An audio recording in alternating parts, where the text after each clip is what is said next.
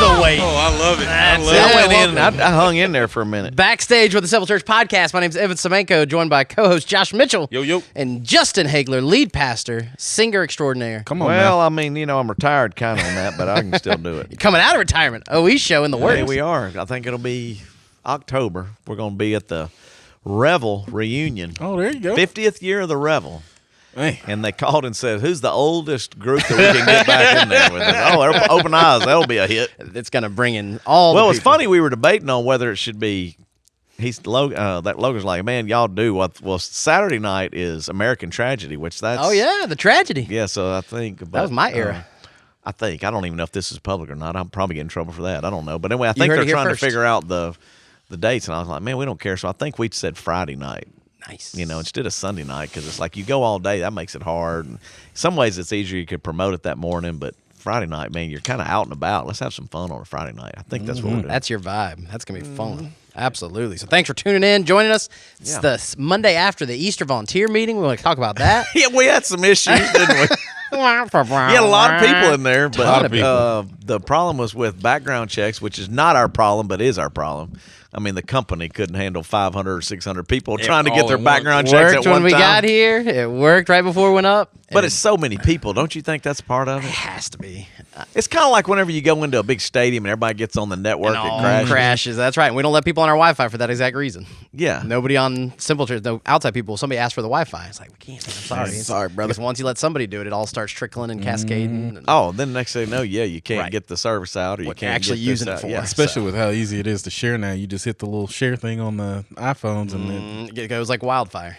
But we got through it. We had some great turnout, some fun. Lindsey Golden won a giant chocolate bunny. Well, I like the Shake It Off game. That There was we fun. go. Tied in with the Post-it notes, which was a very nice touch. That was to you. yeah. I saw you. You're coming together. Evan I was, bringing it. I was reading some of them on the way in here. Some cool stuff out there. Yeah, they're What still did- out there in the hallway. Well, we'll go there. But if you're Yeah. listening, you don't know. I'm talking about fear on Easter, but I know that's a weird thing. But just because fear is a big part of everything today. But what did people put as far as because we have a song we're putting out that we found called No Fear. But what did they put? What was one that you So saw? my favorite one on the far stairwell right now is the one that says Justin. You're scared of me? Maybe a different Justin. Yeah, maybe Maybe a there's a different scary Justin out there. Yeah. Maybe put an X through him. No fear. No, one that I thought was interesting was serving. Just kind of talking about the fear of serving, and I guess I never really thought about it like that. But that can be fearful, jumping into a new environment, a new role, trying to learn how to do something new, and people you don't know. You don't know if you're going to do the it's wrong funny thing. you should bring that up. So let's go Ooh, into a little right on topic. transition here. So I just left a private meeting with someone. They don't go to Simple Church, but it is interesting because of church trauma and because of past church experience, not always traumatic, but just in general a bad experience. Sometimes it's trauma, sometimes it's a bad experience. To risk it to get back involved in that is very scary because it didn't go well before or they're trying to navigate that. Well, this person was just even trying to come to church again, not serve. Just can I walk in the really? doors. And because of my role in the city and the role here and all that stuff, they're like, I don't know them. I don't know this person. They just want to meet. And they're like, you seem really genuine. You seem like, and I'm like, look, I've been here a long time. A lot of people know who I am. So I am definitely not a perfect man. And the church is not a perfect church. But in general, what you see is what you get. We really are who we are. The same guy speaking tries to be the same guy when we're off the stage as far as that's the one that, as I've said in other podcasts, I think it's still weird that that's the format that America has, and we choose to get information out as lights and smoke and whatever. It's the way it is. But their concern was more like their past experience, just not being very judgmental, people not receiving them, telling them they shouldn't associate with this person because of that, but they were their friends. And you go through all that way someone grew up, and then they're maybe willing to just come to church and then take a step to serve. Because then they're wondering, are you going to get on to me? Am I going to mess it up? Am I not going to do it right? Am I going to fail? How long is it going to take? Are you going to want me to do this forever? There's all these fears. So I totally get it, especially coming out of the meeting, because my heart breaks for people that have felt that way. And there's many that still feel that way. There's like, man, I'm scared of church. And I don't think that was the goal of Jesus for the record, Not is at that all. people would be fearful, But religion kind of scary. Can be. And you I've know? been fortunate enough to not go through any church hurt. Yeah. But I definitely is empathize the right word? Yeah. Yeah, empathize with people that have, and just kind of those steps you take towards getting back into it, because it's like when your kids, they're little and they stub their toe or they burn their finger. I can think of a time when Layla was messing around with some matches she shouldn't have been, got a hot finger, and she never touched matches again. Oh, But yeah. it's same thing with church hurt. You get hurt or something happens, and you're fearful of going back into that environment because you don't want that to happen again. So I definitely get it. But there was some good ones in there too. You got another one? We'll go Yeah. back into that if we have to. Oh man. I've got some if you need them. I took some pictures last night. We Oh, posted see, them you're on our smart. You Instagram. took pictures. I didn't. Went through and I'm did it. going off memory. So not being good enough, Yeah. cancer, Yeah. failure, couple of failures, financial stability, Yep, I saw finances on there a few times. quitting, not being smart enough. Oh, not reaching my full potential. That was a good one I saw on yeah. there. I mean, I think really, like, I'm working on the messages already for Easter in the next series. So, yeah, I'm in researching and listening. And it's like the enemy, I think, uses fear a lot because it just paralyzes you. I mean, I used the silly illustration of Emma last night with the snake. Jenny Milligan, by the way, sent me quickly today. A big old snake came out at her house today. And she's like, and if you It's a see it, you realistic either fear. run or you're That's me. paralyzed. I'm You know what I'm running. saying? So it's like, and it would be the same even in like church or whatever. I'm going to run from that, or I'm not going to do anything because I don't want to risk it. Yeah. So it's just an interesting concept because there's so many people struggling with that, and I get it, and that's why I'm thankful. I mean, I don't know how many were here last night, but it looked like a lot. I mean, The room was full. I was Yeah. probably 500 plus people. Yeah. yeah. So I would, Which is crazy. Yeah. So then you just think that many people are going, okay, I'm willing to risk it. I'm going to try it, and then it's for us that are in it every day. It's like, I ain't that scary, but like you said, if you got burnt before, if you've never done it, it is pretty scary. But we're going to try to make it easy and fun because that's one of the reasons Simple Church, Evan doing the game and the music and all that. We're trying to make it fun. I hear somebody. So that's right. We're fighting through it. So Oh, did it go away again? It did. So everybody on the audio side doesn't know. They're fine, but I'm trying to figure it out as we're going. So y'all are doing great. Keep talking about it. Yeah, Okay, well, that's right. We're talking about brackets. We can go a little silly on the side while you're doing that as a good side because Josh, big Kansas fan, Oh, brother. fear of heartbreak, losing. fear of losing. Yeah, there is a fear of losing. Well, not anymore. We already lost. But definitely, you made me cry. Well, cried twice yesterday. Once after Kansas lost. Yes, I'm that passionate about it. But Did also, you really Shed a cry tear. over Kansas losing? a tear was shed. I was pretty annoyed. Man, there's something wrong with me. I'm passionate. I'm too passionate about this stuff. But I'm also passionate about the Lord because your message yesterday really, I don't know what chord it struck, but it struck a chord. And I definitely think, with Bobby being the center point of the message as well. For those that don't know, Bobby was super influential in my life. He was as well. in the high school ministry when I was there at First Bossier and care groups and trips and all the things. So I've done a lot of life with Bobby. And, that was probably one of the first messages I think that you've mentioned it since he passed. And so just a lot of memories flooding back in, a lot of stuff, and it just really struck home with me. Yeah, man, it's tough. I mean, that's why I talked to his sisters and brother and all that. And what's funny to me is like we didn't know at the time I met Bob. We had no idea church would be a part of our future. Like realistically, That Gadzooks sign took you back yesterday. oh yeah. There's like, I mean, I go all the way back to Bar to the Gadzooks, all that stuff. We just didn't know. Yeah. So then that we were both, and I drug him in. I mean, in the sense of he really wasn't going to do it. But then I was like, hey, man, I got to have you on this backdrop. And that backdrop was the catalyst to ask him to help on multiple things, which eventually got him to come and participate. And then I think back, like, not knowing how big of an influence he would have on so many people. Oh, like, yeah. that's the power of the invitation, too. Like, you're thinking about bringing somebody to Easter or getting somebody involved or helping. You don't know who the next Bobby is. Now, because what's funny is like, y'all have your experience. Well, mine goes way before all that.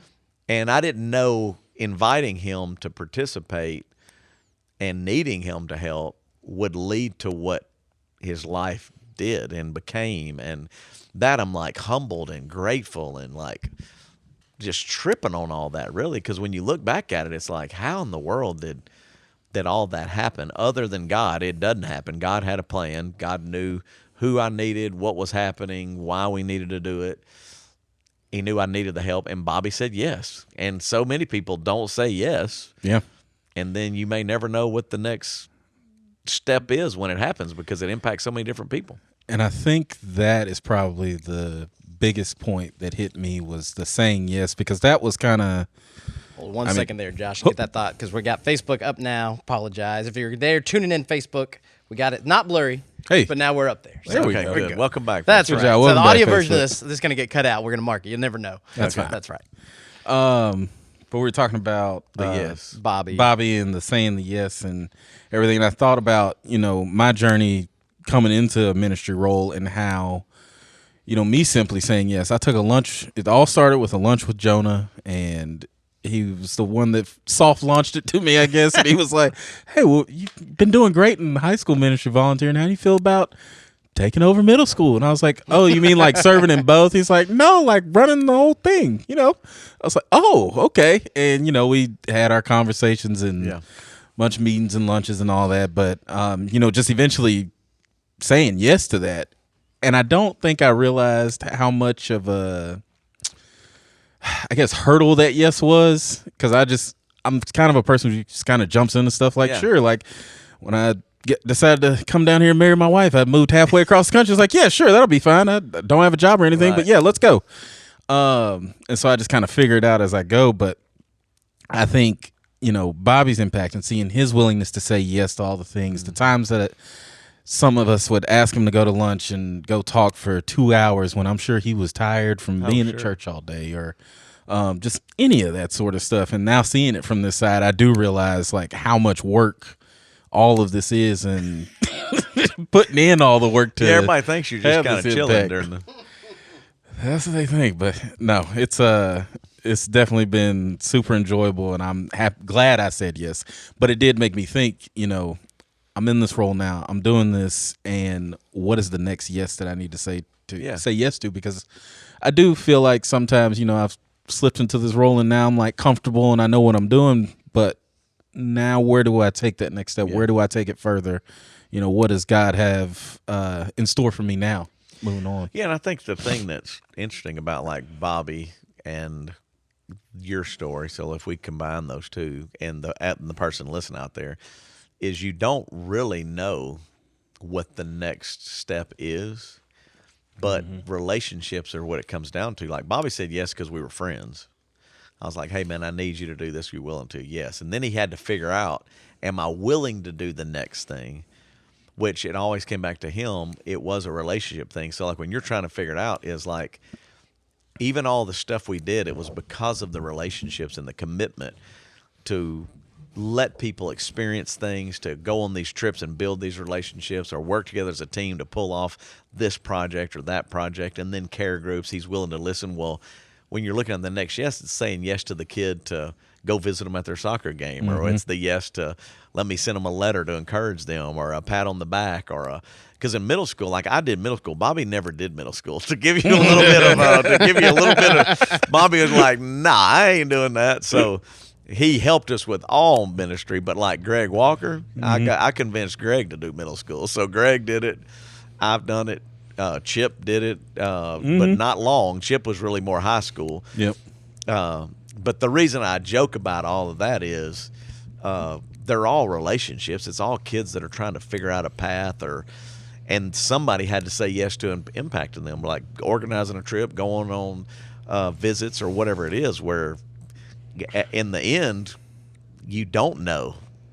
We didn't know it was going to be you. Right. I didn't know it was going to be. Right. So that's what I'm going back to. Is like you look back with, I mean, Like, Evan's the only guy that said he pretty much knew all along he was going to do it from the time he was born. But because of y'all's influence. Right, sure. Because of that in my life yeah. and being in there and doing it. And Bobby was a big part of that for sure. And then, like, last night, Josh, I was watching you as we were tearing down, and there's a middle schooler following you around watching the tournament with you on your phone. Yep. And he's into it and cares and talking to you about it, and you'll have those memories when Kansas lost and laugh about it, hopefully one day. Well, it goes back I to... laugh about it years later. Yeah, usually. It usually just goes back to really people. Like that, to think that whoever you're meeting with, instead of just getting through the day or the meeting or the talk, that meeting could change that kid's life or adult's life. Like today, I'm meeting with this person. I'm thinking, what I'm going to do today potentially could change the direction of her life. And I believe it will. I believe God has a good plan for her, and I think God allowed me to be a part of the meeting today. But it went back to saying yes to a hospital visit. Somebody don't go to our church, and then they're like, hey, my aunt's having this. Can you come see her? I'm like, yeah, I can do it. Mm-hmm. Well, and there's a lot going on. I could have been painting, turf. It's all these other things. And then you go, the relationship matters. Let me go do that. That's what you got to keep in the forefront of your mind is like, it always comes back to relationships. It always, always, always comes back to relationships. And if you'll continue to invest in that that's how me and Bobby got started. That's how Bobby invested back in other people. That's why you're doing it. He's doing it. Then there's these other people. Matt Sanders, we joke about it. I'm glad he's back. He was gone for a little while, and I go, I love you, dude. You make my life better. It's better for you. When you're here, I like it. It's a win for me. Hopefully he gets a win, and he texts me, he does. But it's about a relationship. Him and his wife, Heidi, it's the same thing. We look at early pictures of all of the way the church started and people and connections, and you just don't know. And that's the thing that when volunteering you get, because it's an extra little bit of time with people. It's an extra hour with someone or an extra 30 minutes that you're working with someone, where you don't always have that in this busy world. You don't have time for relationships. And I think that's one of the things that often gets missed with the church. We get wrapped into sermons and worship nights and, all of the other programs that come with it. And all of that stuff is important. But when you look at it, the relationships, the community that comes from it, that is where I've made some of my most impactful relationships in my life. Like friends that I still talk to this day is people I met at Summer Survivor or and this is what I was going to say. Now just think about this, though. This is a little different take. Is that maybe the worship night is not about us worshiping, quote, in quotations. Maybe it's about the fact that musician and that band needs the relationships, and if there's no worship night, they can't build the relationship. It's communal. Mm-hmm. So even a trip, whatever you're doing, what I mean is like we think, well, like if there's no Sunday morning service, which preaching is a part of it, there's no need for greeters, so the greeters can't have that relationship, or the kids in the kids ministry or whatever.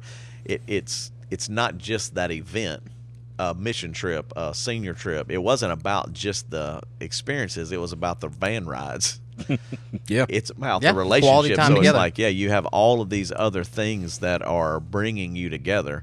That if you don't take the trip, if you don't go here, if you don't volunteer, if you don't come to church, then you don't have those memories. Yeah. So the events are there, but it's not really about the event. It's about the relationships that are happening in the process of the event. Yeah. I don't know, but I have a feeling that's I agree with that, because it's funny. I kind of liken it to the sports teams I grew up on. I played golf all 4 years in high school. And we know. We've heard. Well, we just know based on us, we did not play golf all 4 years in anything. And so the way you hit a golf ball is dramatically different from the way I hit a golf ball. I still got improvement to make. But, the playing golf and doing all the tournaments and all that stuff was fun. But a lot of the memories come from, the once a year big tournament trip we would make. When I was in Kansas, it was going like 3 hours away. When I was here, it was like an hour and a half away. I can't even remember. But, going on those trips, the hotel rooms, the dinners and all that stuff, laughing and joking and cutting up, that's where those bonds were really fortified and built. And I think the same thing, like you said, can be said with the church. You know, going to camp is great, but a lot of those memories come in those dorms at night and hanging out and staying up and cutting up and they'll have getting bamboo put in my bed and Well, that's why the middle school camp and all those different things, like you come back tired, but you know those are memories that last in their mind forever. Oh yeah, they still talking about it from last year. We got camp coming up this summer again. I'll never forget me and Greg doing middle school camp, and a fifth grader the year we decided, I think Robin decided that they needed to go with us and not with her. And he climbed into our bed like we were his mom and daddy. And I said, "We have brought them too young, son. We have brought them too young." I'm like, "You got to get out of my bed, bro." Sixth graders are pushing it. That was when it moved to 6, 7, and 8 middle school. Right. And they promoted the fifth grade at the beginning of the summer as opposed to the end. Yeah, that was a problem. It's good to get that. Oh, I'm telling you, me and Greg, you asked Walker, man, Wolfman, I was like, man, what are we doing? We went to ETBU to do camp, and the camp came to us and said, "Who brought the babies?" They look like little children. Oh yeah, because you got a graduating senior playing college football, going and versus a fifth grader in the same camp. We knew we were in trouble. We're not going to win any trophies. That's why they changed everything eventually. Because our Session of Fuego is a middle high school mix. So like, if you bring somebody that's out of fifth grade, didn't you say y'all played basketball against like a D3 recruit this summer? They got a 3-on-3 basketball tournament out there. They do every year or whatever, and we get a team. We think we're going to be pretty good because like I'm one of the taller people out there for sure, right? Man, these two kids, we looked them up later on Facebook. Come to find out, they both went D1 or D2 in football, and these guys weren't even really basketball players. Football was their primary sport. Right. They were just athletes. Dominating. They're going out there just casually alley-ooping each other. I'm like, nah, I'm good. I'm off this court. Yeah, before you die out there. You did a whole lot of work during that whole thing. I mean, technology was just not smooth, cooperating this week. Silk. So easy. It's great. Love it. Thanks for sticking with us. Thanks for being here. We'd love to hear your questions. Did they all complain, or they go, "You're not on"? They were very positive. They were just letting me know it was low. So I think I figured it out. The volume was low? The volume was low for the broadcast. Oh. Yeah. Look at that. Love is going to love. That's right. Thank you, Kathy Carter and David Kruger. So they're in there. We got it fixed. They're excited to be here. At least somebody's listening to tell you that. That's right. That's exactly right. And we want to hear from you. Drop in the comments if you're listening on the audio side. Let us know your feedback. We'd love to do it live every Monday. If you're listening to the podcast version, you can come in with your questions. Join us. We've got some questions from last week, but just a real quick invite story we'll talk about. It's the cool one for us this past night on the volunteer night that Mallory does the volunteers, and that she had someone that we go to school with, their kids go to school, and she went and invited her, and she's like, my husband really don't come to church. He had multiple suicides in his family, and just kind of gave up on God and everything. And he's going to come. He's come and watched a couple times with her, but doesn't come every week. And he's going to volunteer for the first time, come back to church and join them for Easter.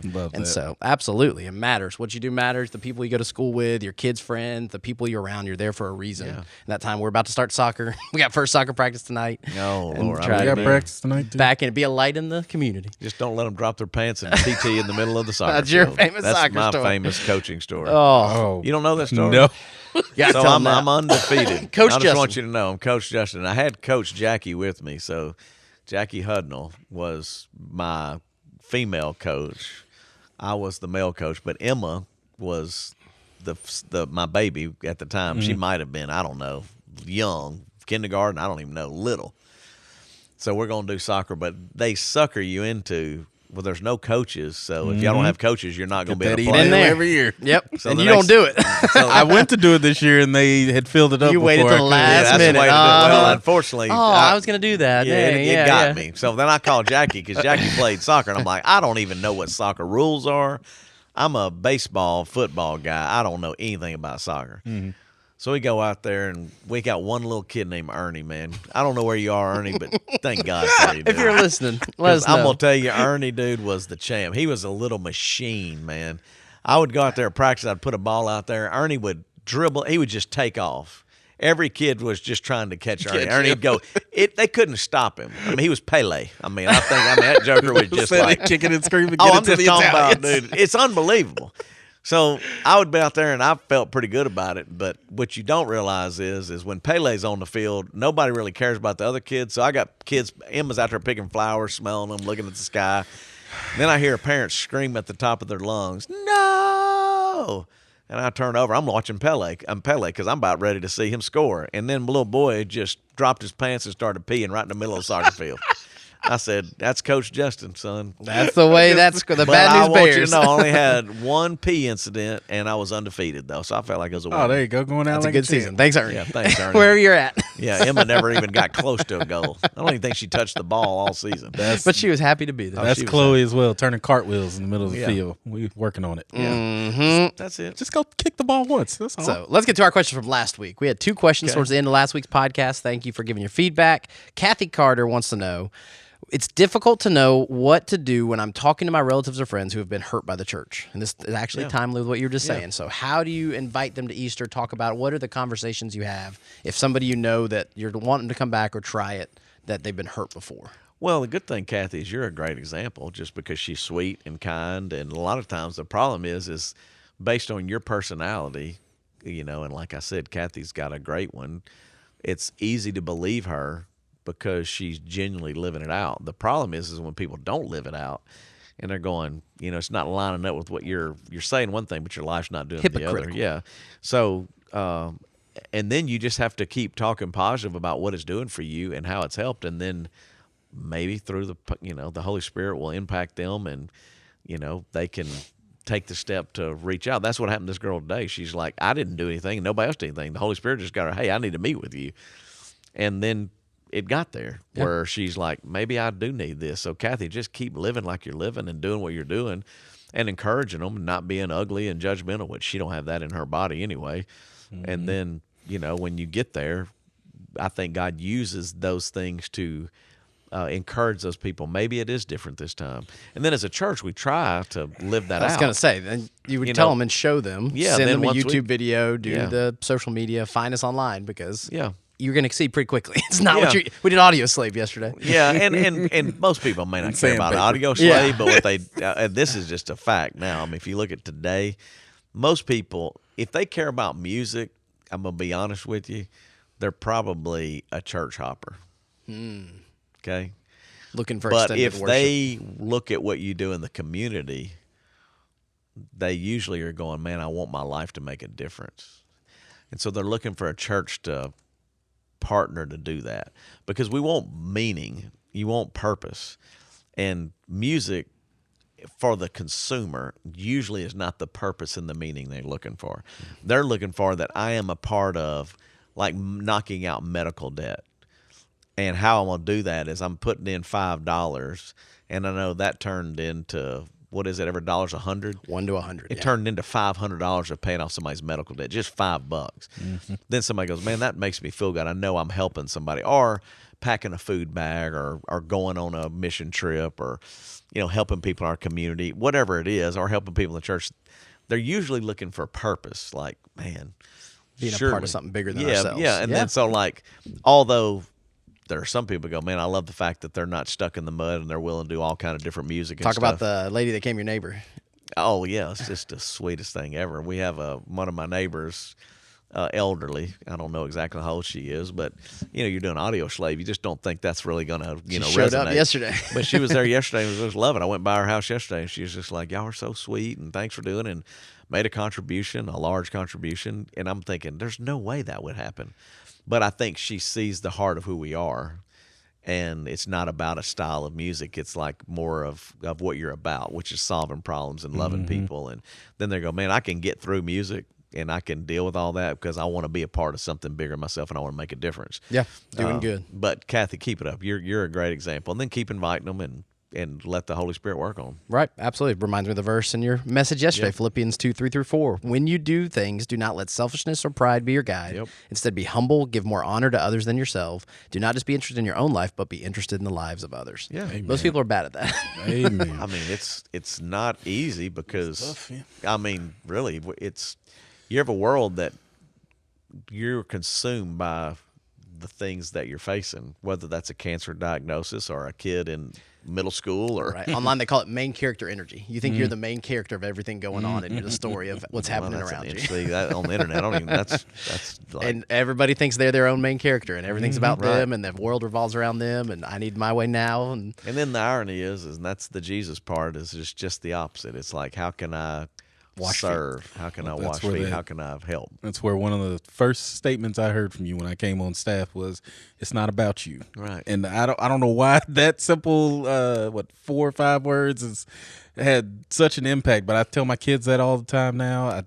I try to live that way too. It's not about you. Yeah. It's about serving others. It's about being more like Jesus, and it's about just trying to shine light on Him. And then if you think about it, like we were going back to Bobby, why that was so impactful to so many people is he would die to make it better for others. I'd say, hey, man, I'm doing this backdrop. And he was good at it, so he's talented. And people may thank him and go, man, that's an awesome backdrop. But he knew the purpose was bigger than a backdrop. So if you're an artist and your purpose is for your own glorification or, gratification, it's different when you make something and give it away. It's different when you make something and it impacts other people. So it's like that's another level. So if you're going on a mission trip or to go on vacation, it could be awesome. But it's another thing to go on a trip to serve other people. And most people, including like Trey, I think we had him in there, they've now switched to where their kids are, it's not about Every you. spring Even on break. your on spring break, they're going to serve other people. Well, those will be memories that will stay with those kids forever. And I've told all young couples, if you're going to do something, like give kids opportunities to serve and get them out of the country as early as possible to help other people. And the unintended benefits of that this weekend, Nora went to Juarez for the first time with Mallory. It was scary. They went out of the country, did all this stuff. Now, her friends and people she met on the trip, there's a high schooler that invited them to go to Winter Jam with their mom and the other friends, and then they're hanging out on the weekends, and they have community. Liv goes because she went on the trip, and they all are meeting and connecting and doing these things that wouldn't have happened without that trip. And even beyond just the first initial yes of going, it helps them to find the people that do life with, and this high school girl that means the world to Nora is pouring into her and cares about her, which makes me as a dad happier and feel more. It's relationships. Exactly. And it trickles out. It ripples like the logo. It does. It's just relationships. And that's why I go back to it's not about you. So who wants as a high schooler to take a elementary school kid to somewhere? Because it's not about you. Yep. So then when you're making it about Nora and then Nora, somebody, it was awesome. It was our experience. And They all win. Yeah, everybody got a win out of it. So it's cool. It's awesome. The other question, David Kruger, and I think in the context of what we were talking about last time was waiting on God and how long you wait. And basically his question was, how long do I wait? And I think it was kind of open-ended of these things when you feel like God's not answering prayer, when things are not going what you thought. Yeah. What do you do when you feel like you've waited long enough? I just keep waiting. It's not an easy thing. No, it's not. But the reason I said is God's time is not always our time. I mean, you can look in stories in Scripture where people are waiting years. Yeah. Long. I mean, sometimes decades. Yeah. I mean, to go, all right, God, what's going to go on? But in the long run, being in obedience is going to be more beneficial than disobedience and acting harshly or abruptly without really impatiently is a better way to say it. When you just go, okay, God, I really want to do it, but how do I know? The best example would be starting Simple Church. I mean, shoot, I waited a long time. And Almost took another job, was interviewing other places. Yeah, right. but then I was like, but I wanted to do it, but you're right. I was like, how long am I going to wait? And then the book that changed that for me was Chasing Daylight. There's a Erwin McManus's book on you can also, when you don't really want to do it, convince yourself that you're waiting for a good purpose. And it's not that you're waiting on God. Right. You decide that you're waiting. God's telling you to go, and you're like, I don't know if I'm really supposed to do that. Maybe need to wait a little more. Right. And then sometimes, yes, you don't hear from him, and you're going, well, then it would be, you really got to be patient because that decision can have consequences, both good and bad. So you got to be really careful on, am I waiting or is he asking me to wait? Yep. That's a big difference. And like, am I delaying because I don't want to do it? I'm scared. I'm fearful. Or is it he is causing me to wait because there's a reason he's protecting me or he's setting something up to be in the right order to make it work? And I think in some ways on Simple Church, it was all of that. I was changing. Culture was changing. Fred was changing to give us permission. Different things were all in place to put people in place that I can't Talk see about all the that. theater calling when you look for a place to meet. We That's didn't know a where cool we were going story. to do Simple Church when we first started. We're like trying to figure that out. But you said yes. You made it. I made a decision. Then we're looking at locations. I looked at down there by Shane's on Highway 80. And the only reason I looked there, is because the building looked cool, and I thought, man, we could probably do something small in there and afford it. And 100 people, yeah, 150 maybe people. I thought that would be a huge church at the time. And then the theater calls because we had signed up to do a student ministry event, and they're like, hey, it's Months available before, to rent. right? Yeah, Wait, you weren't- like yeah. when I was doing student ministry or whatever. And the next thing you know, it's like we're going to the theater, and the theater is a perfect place to launch a church. And then it goes into me and Chip are traveling the country speaking. The biggest theater church in America. Yeah, and then we're teaching other churches how to do it. And I'm like, well, it was the timing, because I don't even know.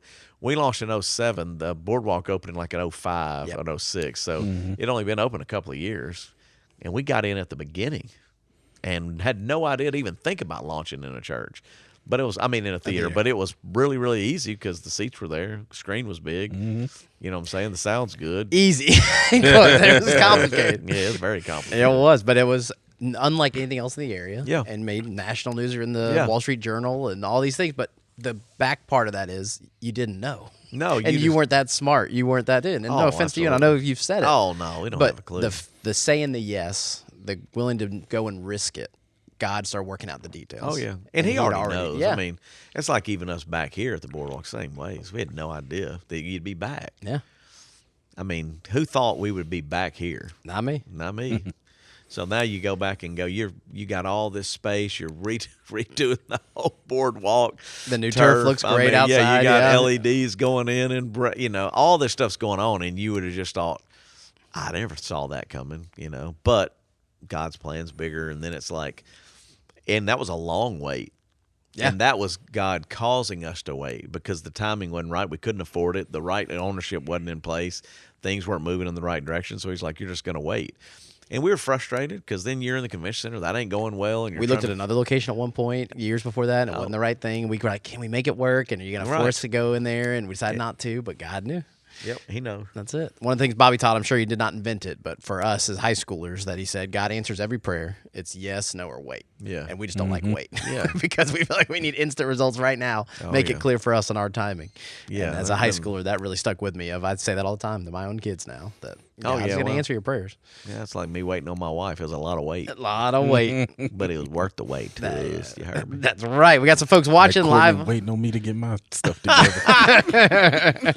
Thanks for tuning in, joining us every Monday, 3:30. We love to hear your comments like Annie Green saying that she started volunteering for the first time at Easter as a family 10 years ago. Parents, this is the perfect opportunity to go and get involved. Yeah, that's and they're really cool. phenomenal. Oh, Played the game last night. Her unbelievable. husband, Stacy, they would help greet every Sunday. They are awesome, and they took the risk to go do it on a Easter. And I think the reason Easter works is because you need a lot more people, so it's really you feel more valuable. And then, truthfully, you hope that they stick like Annie and them because you got to have rotation, you got to have more people, and everybody thinks you have enough volunteers, and really you don't. The more people are involved, the old biblical illustration, it's just like the body.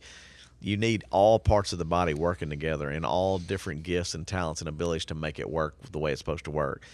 And a lot of times we're handicapped. We're just not where we need to be because someone is going, I'm fearful. I'm not sure I can do that, or God can't use me, or I'm not too busy. Yeah, whatever. And then next thing you know, it's not quite the way it needs to be. But I had like a guy show up today. He's like, man, I got a few hours. I can power wash. And I was like, dude, you're going to save me a lot. He's out there power washing the steps, and I'm thinking, thank you, Stephen. Practical need, yeah. Yeah, but he does it for a living. So he was like, let me come in here and do that. He sees something in the service.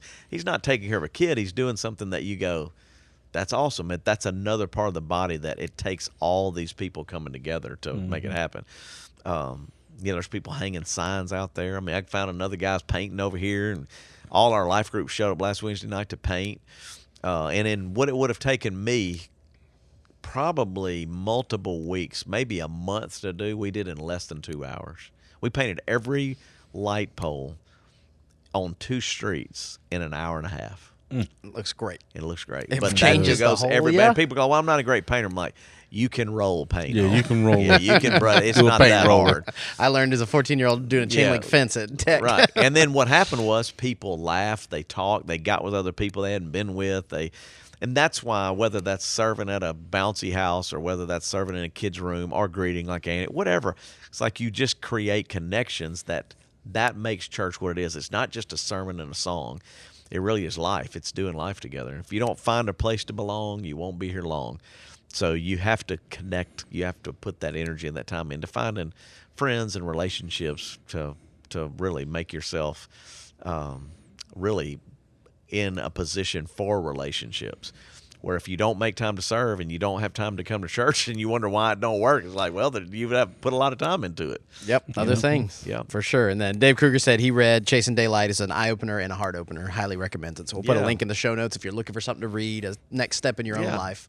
We recommend that. And then actually Max Lucado, I thought about too, wrote a book called It's Not About Me. We read We're Going to Juarez for the first time. That was not Max Lucado. That was there may be one about Max Lucado, but the other one was Improving Your Serve by Charles Swindoll. That one too. Yep. Yep. So- I think I just remember both of them. The Yep. first one was Improving Your Serve, the one I first did like in 1990.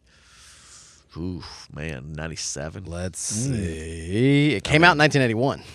Night what? But 1981 it was published. Yeah, But Improving Your yeah. Serve. Yeah. It was just a book because it's basically about. We read that one too. Yeah. And the problem is, still to this day, the church thinks it's about them. I don't like this music. I don't like this preacher. I don't like where this church is located. I don't like what the kids program does. I don't like, and we've created consumerism when the real body of the church is about what you bring to the body.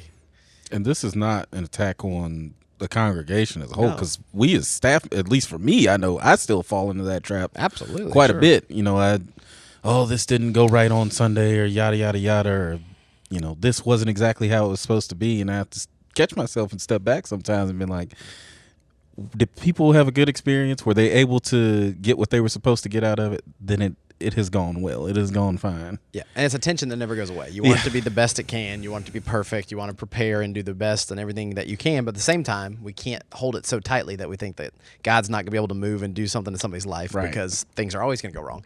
Technology's not going to work. Audio is going to mess up, but somebody's still hearing this, and we're glad you're here with us.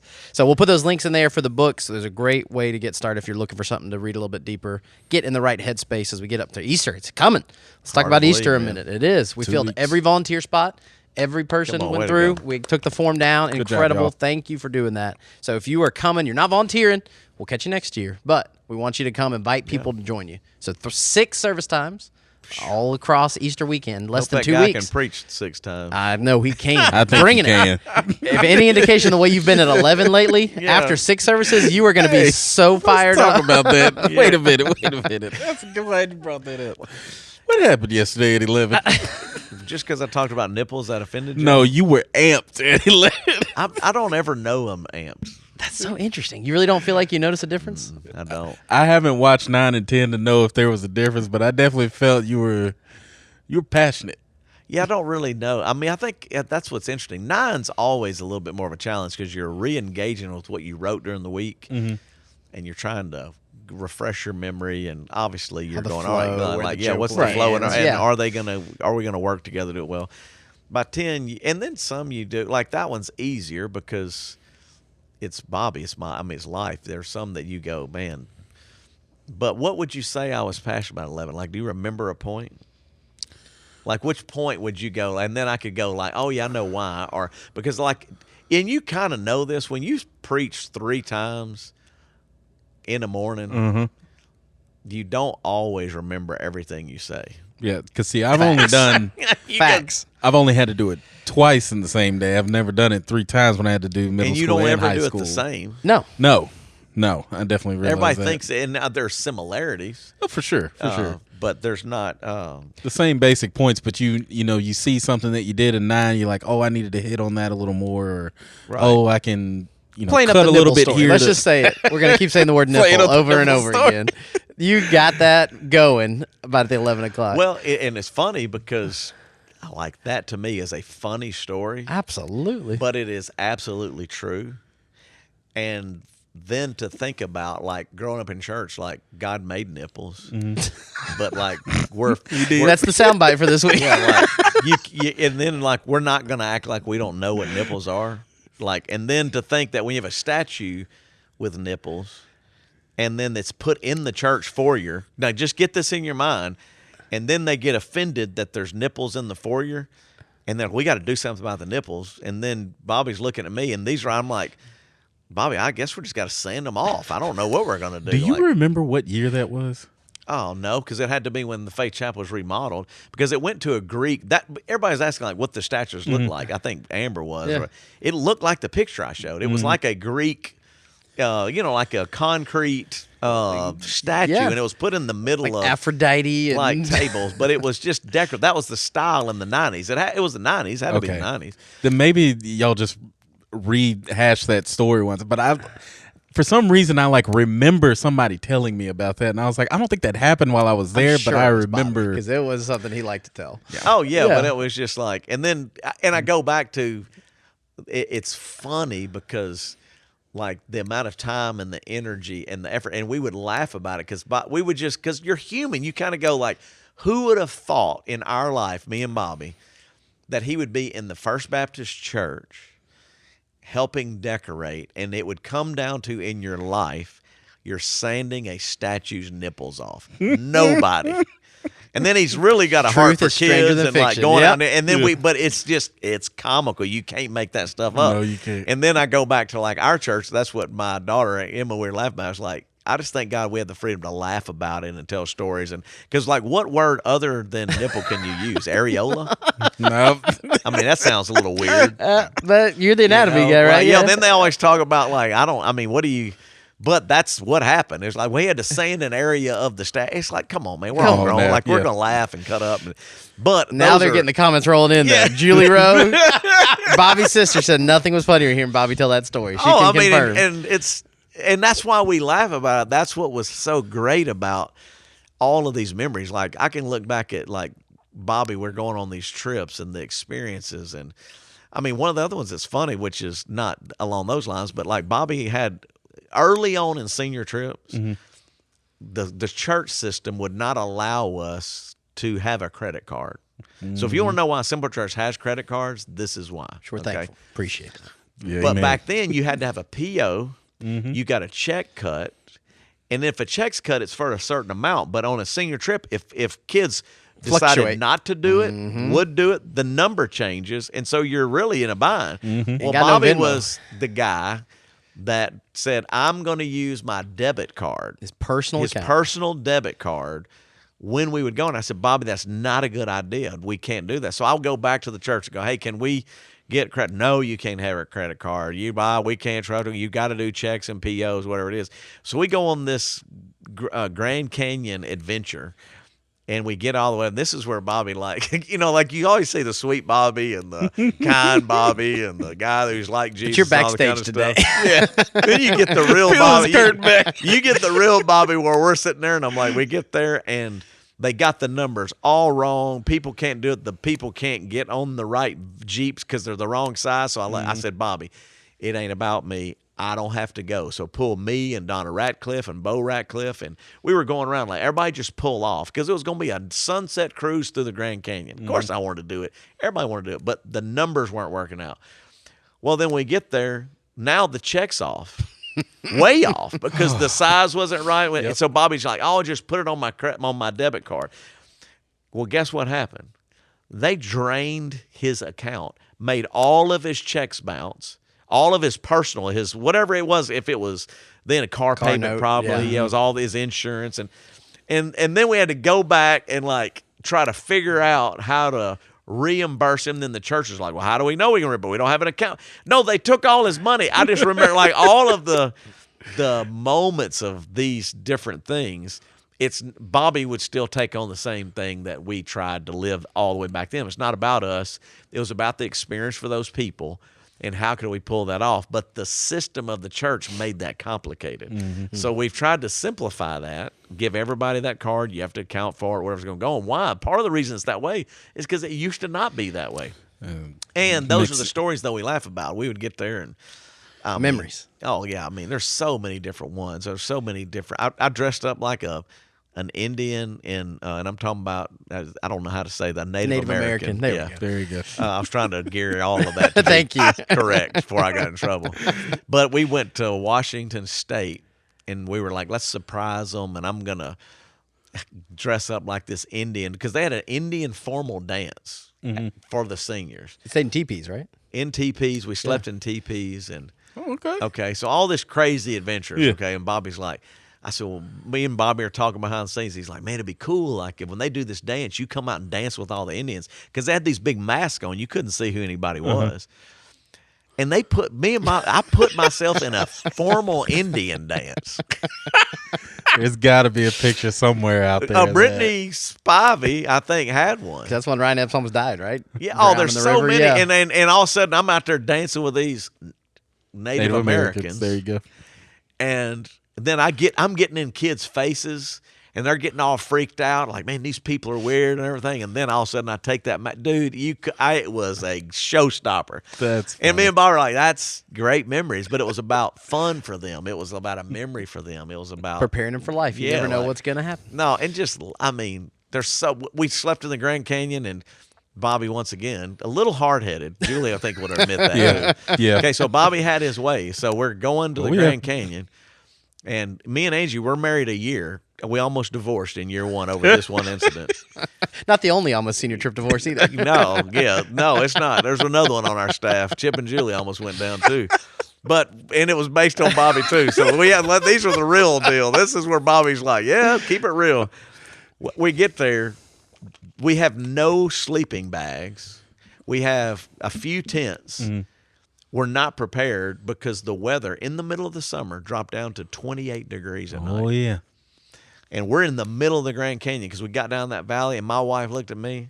She was like, I don't know what's going on, but this is not going to work. And I was like, because we thought we had it, but things changed. Right. You weren't going to need it because it was going to be warm. Yeah, like Yeah. why would we? It's the summer or whatever it is. And then we got through it. Both me and Angie were still married see, after all still these married. years, right? And then Bobby and I remember looking at Bobby. I was like, Bobby, we got to. And we were learning. We didn't know. You don't know everything. And he would get very frustrated with all that because it's hard. But in the end, we did it for them. And then we would always look back with good memories. But in the reality of all that, that was the relationship building. That's why you're close. It's not just Gadzooks, and I can't get into all that on Sunday morning. It's not just bar stuff. It's that we were creating experiences for kids and so many other things. And then he continued after I left. I mean, when we started Assembly Church, he still did that. I mean, there was some stuff that he was still, even the tragedy of like, that girl getting hurt Bus and all that crash, stuff. Yeah, there's all kinds of things that go through all that. But for the most part, when I was there, we had little minor things that we all learned and laughed from. But I mean, it's wild, forever grateful memories. But this is why we challenge y'all. Do it now, man. Like seize the moment, volunteer, get involved. Let's go. And I mean, Julie, she's listening. I remember She chimed in and said, I agree with the hard-headed part. Yeah. And I remember like Julie, like whenever we were at the Gadzooks, she would come up there like before we're in church. Now we're not in church at this point. But Julie would come up and shop, and I mean, it was like we all had relationships because we knew the same people, and so our church was Humphreys, not a formal church. I know Everybody that knows your name, yeah. but I know that sounds crazy, but it is true. It's like you have Community. friendships and communities, and there's a lot of good people, a lot of good memories and all that. And I think back to like, man, like what would my life have been if I didn't get, sneak into a bar at 16, and meet Bobby and have all those memories of Gadzooks. And, we kidnapped Bobby on he always mouthed off too. Bobby was a mouther. All right. He's mouthing off like he always wanted special things. And nobody wants to talk about this, but Julie will 100% agree with me. I think it was his 30th birthday.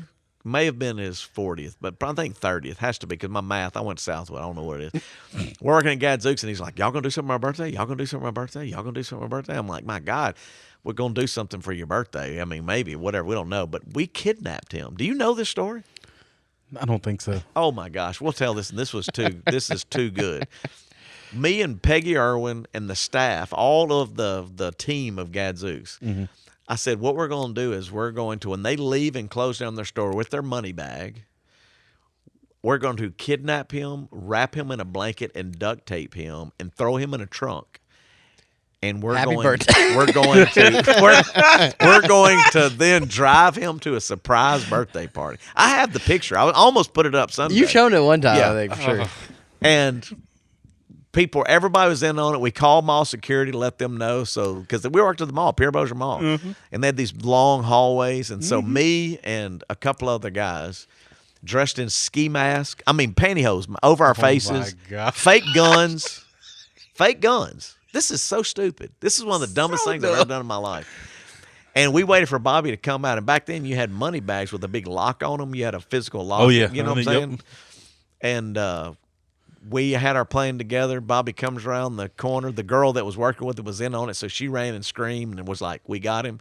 But he came around the corner. I grabbed him. Bobby hit the ground and panicked. He didn't know what to do. He thought he's getting killed, you know what I'm saying? So we're fighting him, and then he's fighting for his life. And he gets that money back and wears me out. He is beating me to death. You never know how you're going to react in those moments. He was a fighter. Yeah, he was beating my head to a pulp. And we're still like, one's grabbing legs, and we're trying to duct tape, and it's crazy. And at some point in there, my pantyhose rip on my face, you know what I'm saying, because the bag's getting beat. So I got one eye coming out my pantyhose, you know what I'm saying? And in all the commotion, another store that we didn't contact calls the police.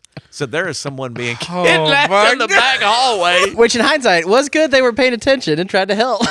But eventually we get exhausted from the fight. Everybody's worn out. The duct tape didn't work. And we didn't say anything because if he heard our voices, he knew. Immediately, yeah. So we're all kind of done. And the sheet comes off and he sees us and he's like, what are y'all doing? We're like, dude, you wanted something special? Shut the blank up, because I cussed back then too. Threw him in the trunk and we left to go to Putt-Putt Golf and Games to have his birthday party. The rumor is, as soon as we left the parking lot, Bossier police all showed up for the kidnapping. So in my mind, I never knew. We drove all the way there, and then there were like, a light was out going to Putt-Putt, and there were a bunch of police in the intersection. I thought, oh my God, they've got us and they're going to shoot us at this intersection because they've heard that someone's getting armed and kidnapped dangerous or whatever. And all that to say, no, we eventually got him there, and we gave him a blow-up doll as a wife. That's how good it is. That's friendship. Because his whole joke was like, I'm never going to be married now, and I'm like, oh no, we got you. Like, that's the real community. And the picture has the blow-up doll in it. I'll show you later. Oh my goodness. And that's how, when you have those experiences with friends or whatever, and then you go, we can create mystery trips for kids. We had some crazy ideas. And Bobby, we would sit in there and go, well, we could do this, we could do that, or we could do this. And that was what was really fun, is creative minds with an outlet. You were able to do some really cool things, and for good, because it gave kids memories. And because those were our moments. Surf our on Laguna memories. Beach. Not a bad trip. Let's kidnap Yeah. Caleb for his 30th. Sure. Yeah, there we go. Yeah, he may know kung fu though. He might put something else on you, Bobby. The irony of all ironies was Bobby thought that was so fun. He kidnapped Jason Anders and did the same thing to somebody else later. You remember Right, that? Yeah. yeah. He didn't learn his lesson. No, Simple church. That's We it. kidnap people. We're at an hour, boys. Yeah, Annie so- Green and Scott Whitecotton, though, both Gadzooks shoppers back in the day. Said we probably met you back then. yeah, I bet I remember. I mean, if what year would that have been? I wonder what year they were there. I don't know. Scott and Annie, let us know next time you see us, because we're about to sign off. And Yep. Julie Rowe, just a final note, said you guys were crazy, but had a lot of fun times. Man, I miss him. Miss him every day. Absolutely. Us too. So be like Bobby. We want Yep. you to go out, do Amen. good, invite some people to join us for Easter, help some folks, serve. If you got gifts and abilities, ways to do something for somebody else, we want you to go do that. And we'd love to hear those stories. Tag us on social media. Thanks for listening. If you're on the audio side, remember you can join us every Monday, 3:30. You get to hear the behind the scenes before we even get started. You never know what's going on around here. That's true. Thanks All our technical troubles. for joining off. It's so fun. Peace. Peace. Peace.